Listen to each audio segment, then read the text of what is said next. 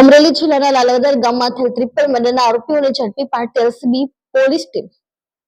અમરેલીના લાલવદર ગામની સીમમાં આવેલા કુવામાંથી 3 દિવસ પહેલા ભાઈ ભાભી અને બહેનના શંકાસ્પદ હાલતમાં મૃતદેહ મળી આવ્યા હતા. આ મામલાની તપાસમાં ત્રણેયની હત્યા થયાનો ઘટસ્ફોટ થયો છે. 4 શખ્સે રાત્રિના સમયે મળી ત્રણેય લોકોને ગળે ટૂંપો આપી હત્યા નિપજાવી હતી, જે બાદમાં ત્રણેયના મૃતદેહ કુવામાં ફેંકી દીધા હતા. આ મામલાનો ભેદ ઉકેલી પોલીસે 3 શખ્સને ઝડપી પાડ્યા છે. મૃતક દંપતી તાંત્રિક વિધિ કરી હોવાની શંકા રાખી આરોપીઓએ ટ્રિપલ મર્ડરને અંજામ આપ્યો હોવાનો ઘટસ્ફોટ થયો છે. લાલાવદર ગામની સીમ વિસ્તારમાં આવેલી એક વાડીના કુવામાંથી શુક્રવારે મુકેશ દેવરખિયા, મુકેશની પત્ની ભૂરીબેન દેવરખિયા અને મુકેશની બહેન ચાનુબેન દેવરખિયાના શંકાસ્પદ હાલતમાં મૃતદેહ મળી આવ્યા હતા. મૃતકોના ગળાના ભાગે ઈજાના નિશાન હોવાથી પોલીસને પહેલાથી જ હત્યા થયાની આશંકા હતી, જેથી પોલીસે તેનો મૃતદેહનો ફોરેન્સિક ટીમ માટે ભાવનગર મોકલી આપ્યા હતા. જો વાત કરીએ તો બીજી તરફ પોલીસે ત્રણેયના શંકાસ્પદ મોતનો ભેદ ઉકેલવા અલગ અલગ દિશામાં તપાસ શરૂ કરી હતી. એક જ પરિવારના 3 લોકોના શંકાસ્પદ મોતનો ભેદ ઉકેલવા માટે પોલીસે શંકાસ્પદ લોકોને બોલાવી પૂછપરછ હાથ ધરી હતી, જેમાં બબલુ ઉર્ફે પ્યારસિંહ, ભોલો ભુરસિંહ વસુનિયા, મેરસિંહ પારધિયા અને ઇન્દ્રકિશન વસુનિયાની આગવી ઢબે પૂછપરછ કરતા તેમણે ભૂરા મોહન બામણીયા સાથે મળી આ ટ્રિપલ મર્ડરને અંજામ આપ્યો હોવાની કબૂલાત કરી હતી.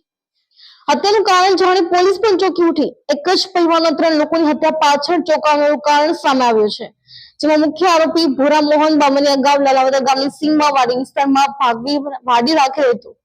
ગત દિવાળીના તહેવાર પછી ભૂરા મોહનની દીકરીની બીમારીના કારણે મોત નીપજ્યું હતું. આ મોતને ભૂરા મોહન દ્વારા મુકેશ અને તેની પત્નીને મારી નાખવાનો પ્લાન બનાવ્યો. દિવાળી સમયે ભૂરા મોહન લાલાવદર ગામની સીમમાં નીકળી ગયો હતો. ત્યારબાદ પોતાની પુત્રીના મોત માટે ભૂરી જવાબદાર હોવાનો વહેમ રાખી ભૂરા મોહને તેના સાગરીતો સાથે મળી ભૂરી અને તેના પતિની હત્યા કરવાનો પ્લાન ઘડ્યો હતો. આ પ્લાનમાં ભૂરા મોહન ઉપરાંત બબલુ ઉર્ફે પ્યારસિંહ, ઇન્દ્રકિશન અને મેરસિંહ જોડાયા હતા. ભૂરા મોહનને વહેમ હતો કે તેની દીકરીનું મોત મુકેશની પત્ની ભૂરીએ કરેલી તાંત્રિક વિધિના કારણે થયું છે. ભૂરી ડાકણ હોવાનો ભૂરા મોહને વહેમ હતો. 10 તારીખે હત્યા કરી 12 તારીખે લાશ મળી હતી. 4 આરોપી 10 તારીખે રાત્રિના મુકેશ અને તેમની પત્ની જે ઓરડીમાં સૂતા હતા ત્યાં આવ્યા હતા.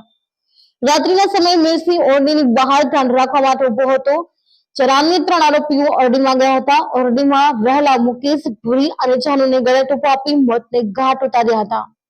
ત્યારબાદ ત્રણેયના મૃતદેહોને ગોદડાની જોડી બનાવી કોમાં ફેંકી દીધા હતા. હત્યાનો અંજામ આપ્યા બાદ આરોપીઓ ઘટના સ્થળેથી ફરાર થઈ ગયા હતા. પોલીસનું માનીએ તો ભૂરા મોહને પોતાની દીકરીના મોત માટે મુકેશ અને તેની પત્ની જવાબદાર હોવાનો વહેમ હતો, જેથી ભૂરા મોહને મુકેશ અને તેની પત્ની ભૂરીની હત્યા કરવાનો જ પ્લાન બનાવ્યો હતો.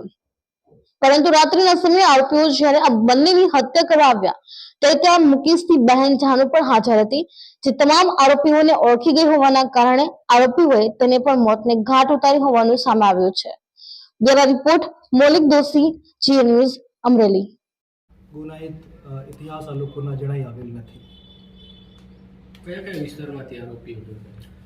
આ જે આરોપીઓ છે બબલુ પ્યારસિંહ એ સાવરકુંડલામાં રામભાઈ કુંભારની વાડીમાં કામ કરે છે. બીજા આરોપી મેરસિંહ એ પણ ત્યાં જ રામભાઈ કુંભારની વાડીએ સાવરકુંડલામાં જ ખેતમજૂરી કરે છે. અને જે ત્રીજો આરોપી છે ઇન્દ્રકિશન વસુનિયા એ લાઠી તાલુકામાં ભરતભાઈ કોટડિયાની વાડીએ કામ કરે છે. મુખ્ય આરોપી ભૂરા મોહન બામણીયા છે. અત્યારે પકડી લેવામાં આવ્યું નથી, પણ અમારી ટીમો ફિલ્ડમાં છે અને ટૂંક સમયમાં એની પણ ધરપકડ કરવામાં આવશે. એક જ ગામના નથી, પણ અલીરાજપુર ડિસ્ટ્રિક્ટના